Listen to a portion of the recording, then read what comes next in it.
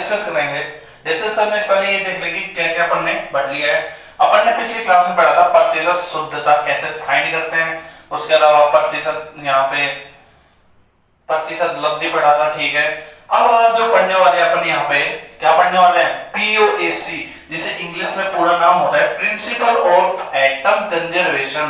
Principle of atom conservation Hindi में क्या बोलते हैं इसका पूरा नाम, परमाणु संरक्षण सिद्धांत। तो बेसिकली होता क्या है उसके बारे में अपन यहाँ देखने वाले हैं। जिस तरीके से अपन मोल एनालिसिस करके मोल फाइंड करते हैं, इसमें भी सेम वही करेंगे, यानी इससे थोड़ा अच्छा है। यानी मोल एनालिसिस तो सब करना चाहते हैं, लेकिन ये तरीका भी बहुत इजी है, टाइम बहुत बचने वाला है।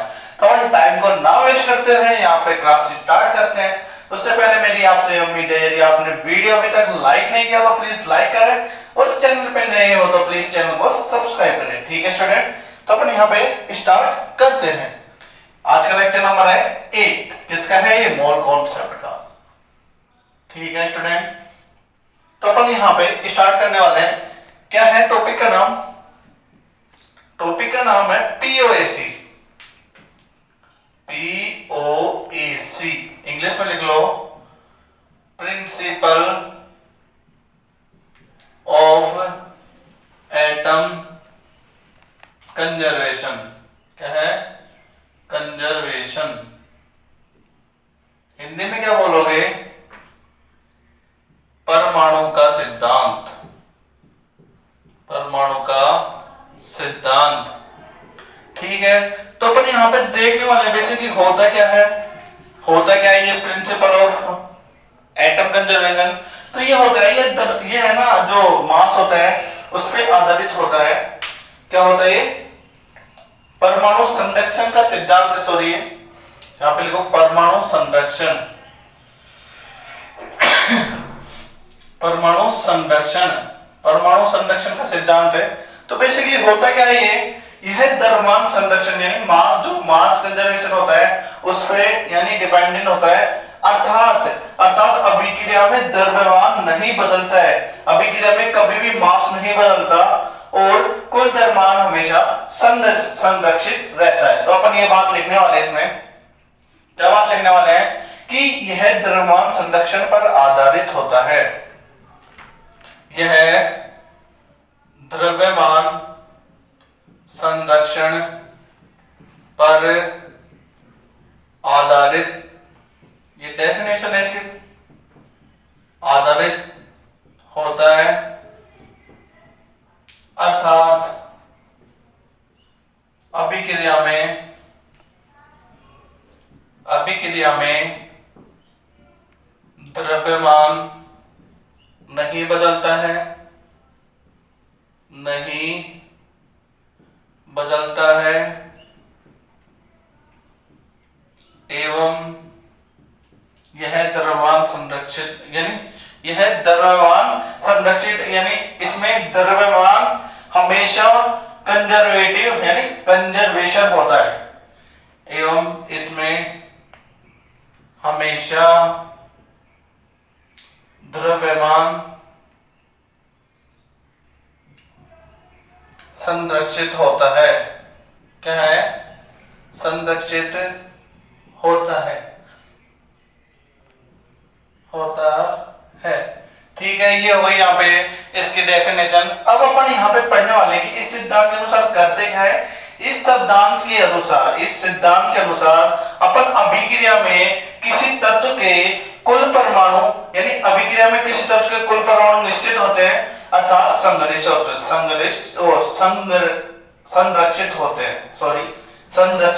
क्या होते हैं, संरक्षित। तो यहाँ पे लिखने वाले हैं अपन, क्या लिखने वाले हैं, यहाँ पे लिखने वाले हैं कि इस सिद्धांत के अनुसार किसी अभिक्रिया में किसी तत्व के कुल परमाणु निश्चित होते हैं। इस सिद्धांत के अनुसार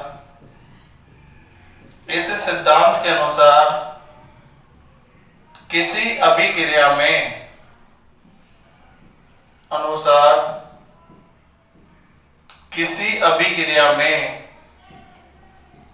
अभिक्रिया में परमाणु निश्चित होते हैं,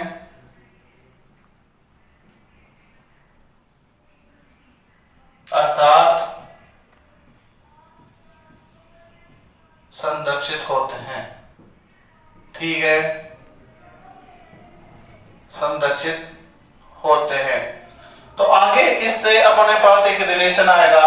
रिलेशन क्या है कि क्रिया कारक के किसी तत्व के परमाणु के मोल, क्रिया कारक के किसी तत्व के परमाणु के मोल। तो लिखने वाले यहाँ पे जो रिलेशन आया है बहुत ही अच्छा रिलेशन है, इससे अपन सारे क्वेश्चन करने वाले हैं। किसी क्रिया कारक के तत्व के मोल बराबर क्या करने वाले हैं, उत्पाद के उस तत्व के, उत्पाद के, जैसे अपन एग्जांपल लेंगे उससे आपको क्लियर हो जाएगा, उत्पाद के उसी तत्व के परमाणु के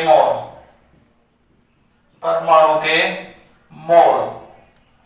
तो बेसिकली अपन यहाँ पे पीओसी लगाएंगे तो किस टाइप से करने वाले हैं, तो पहले यहाँ पे एक बार इसका स्क्रीनशॉट ये से नोट कर सकते हैं, फिर उसके बाद अपन यहाँ पे देखने हैं कि पीओसी कैसे लगाया जाता है रिएक्शन में। ठीक है, तो आप एक बार इसका स्क्रीनशॉट ले सकते हैं, बहुत ही अच्छा रूल है यानी सिद्धांत है। ठीक है, तो मैं यहाँ पे इसको रफ कर देता हूं। फिर अपन यहाँ पे देखने वाले हैं इसके बेस पे एग्जांपल्स। क्या देखने वाले हैं, एग्जांपल्स। अब एग्जांपल देखते हैं यहाँ पे। एग्जांपल क्या है यहाँ पे, एग्जांपल है KClO3। क्या है, KClO3 लिखो, एग्जांपल क्या है, KClO3 gives KCl प्लस क्या आएगा यहाँ पे, KCl प्लस O2। ठीक है स्टूडेंट, तो बेसिकली अपन यहाँ पे क्या करेंगे, जैसे अपन को अब परमाणु के किस उत्पाद में किसी तत्व के परमाणु के कुल मोल, तो यहाँ पे जैसे ही अपन लिखेंगे KC यानी POAC, यानी कोई परमाणु ले लो यहाँ पे, जैसे अपन ने ले लिया POAC ऑन K यानी पोटेशियम। तो अपन जैसे ही पोटेशियम पर POAC यूज कर रहे हैं तो क्या करेंगे बेसिकली, तो यहाँ पे K के कितने मोल है, A गुणा मोल्स ऑफ KC, लिख लो पूरा ये ऐसे कैसे, KClO3 बराबर यहाँ पे इस मोल यानी यहाँ पे K पे लगा रहे हैं पोटेशियम, तो पोटेशियम के पास यहाँ पे इधर उत्पाद में कितने मोल है, 1, तो यहाँ पे लिखोगे number of moles of KCl, लिख लिए ये। जैसे अपन को ये बोल दिया ऐसे लिख लो, लिख लिया। इसके बाद अब जैसे अपन को लगाना POAC on Cl, POAC on Cl। अब क्लोरीन पे जैसे लगवा रहा है तो यहाँ पे बेसिकली करने वाले क्या है, क्लोरीन पे यहाँ पे POAC लगवा रहा है, तो बेसिकली क्या लिखोगे यहाँ पे, क्लोरीन का यहाँ पे 1 मोल है, 1 गुना मोल्स ऑफ KClO3 बराबर 1 गुना मोल्स ऑफ KCl। ठीक है स्टूडेंट, अब यहाँ पे आपको बोल दे कि यहाँ से अभी देखना आपको अच्छे से क्लियर होने वाला है कि एग्जाम में सर ऐसे क्वेश्चन आ जाए तो अपन ऐसे लिखते क्यों है। बेसिकली जैसे अपन यहाँ पे एग्जांपल लेंगे फिर आपको अच्छे से क्लियर हो जाएगा। अब यहाँ पे थर्ड बात क्या है, अब अपन लगा रहे हैं POAC ऑन O। ठीक है, क्या कर रहे हैं, POAC ऑन O।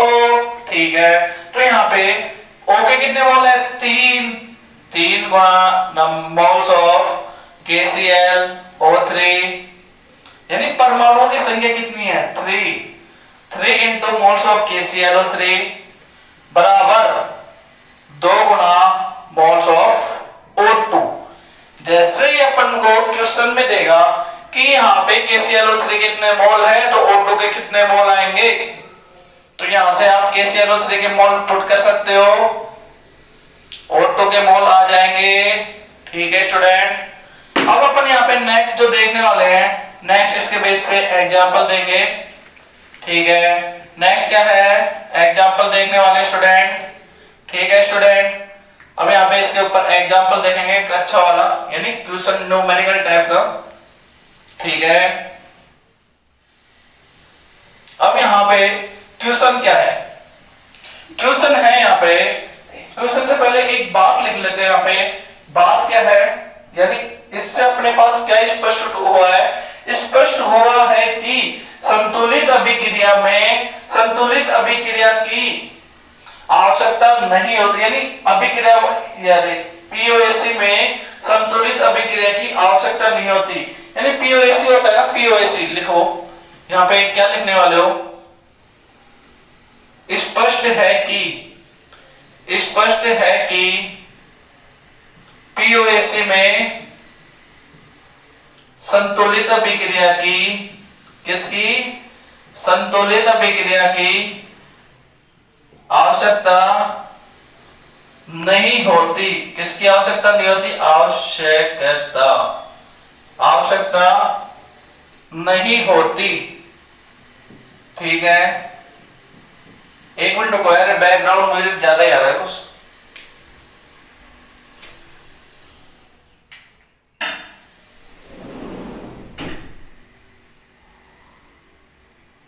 तो आगे क्या है इसमें, यहां पे अपन ने ये बात लिख लिया कि स्पष्ट है कि किसी पीओएसी में संतुलित अभिक्रिया की आवश्यकता नहीं होती।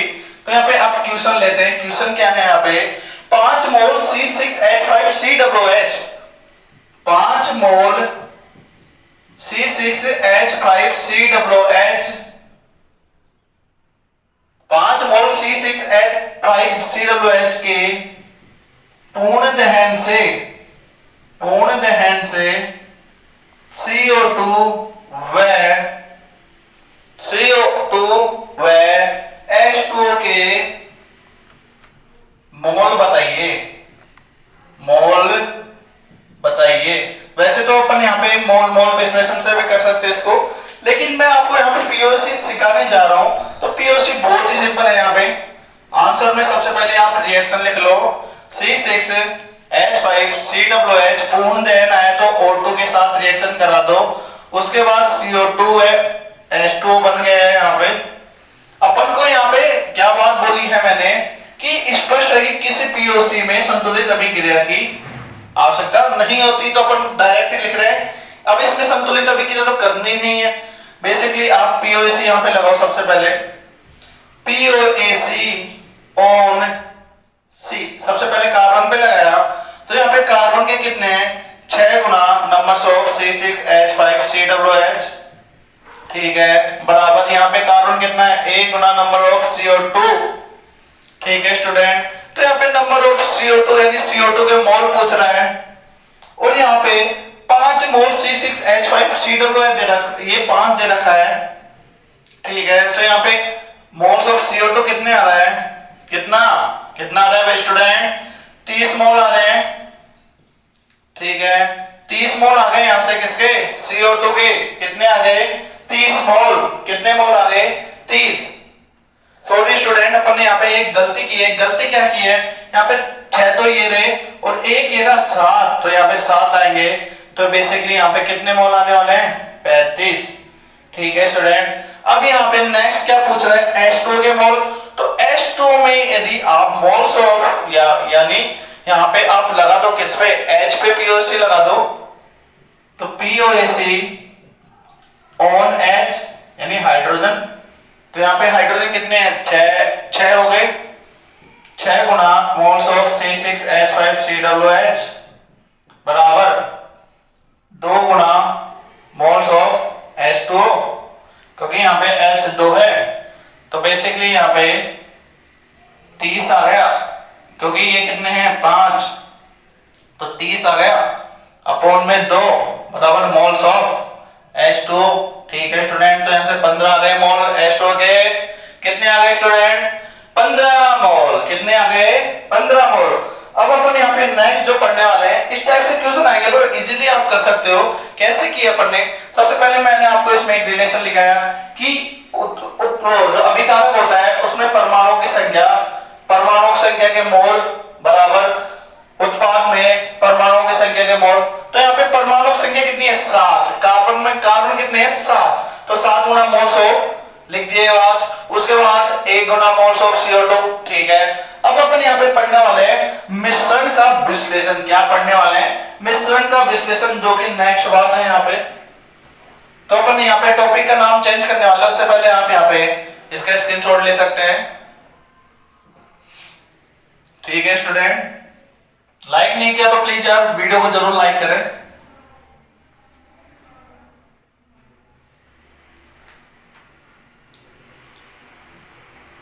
अब नेक्स्ट बात क्या है यहाँ पे, नेक्स्ट है मिश्रण का विश्लेषण। यहाँ पे अपन इसकी डेफिनेशन देखने वाले हैं। डेफिनेशन क्या है, डेफिनेशन है यहाँ पे किसी अभिक्रिया में तथा नहीं किसी अभिक्रिया तथा मोल मोल विश्लेषण की सहायता से प्रत्येक प्रजाति के मोल द्रव्यमान व प्रतिशत ज्ञात कर सकते हैं। तो क्या लिखने वाले हैं डेफिनेशन, इसकी सहायता से, इसकी सहायता से किसी अभिक्रिया से, किसी अभिक्रियाओं व मोल मोल विश्लेषण की सहायता से, मोल मोल विश्लेषण की सहायता से, की सहायता से प्रत्येक प्रजाति के मोल अथवा द्रव्यमान, क्या है, द्रव्यमान अथवा प्रतिशत ज्ञात कर सकते हैं, प्रतिशत ज्ञात कर सकते हैं। ठीक है स्टूडेंट, तो अपन यहाँ पे इसके बेस पे एक एग्जांपल करते हैं। ठीक है, यहाँ पे एग्जांपल क्या है स्टूडेंट, यहाँ पे एग्जांपल लिखता हूं मैं यहाँ पे कि Na2 एग्जांपल लिखते हैं, Na2CO3 व CaCO3 के 10 ग्राम मिश्रण। इसके बाद अपन यहाँ पे क्लास का एंडिंग करने वाले हैं। मिश्रण को गर्म करने पर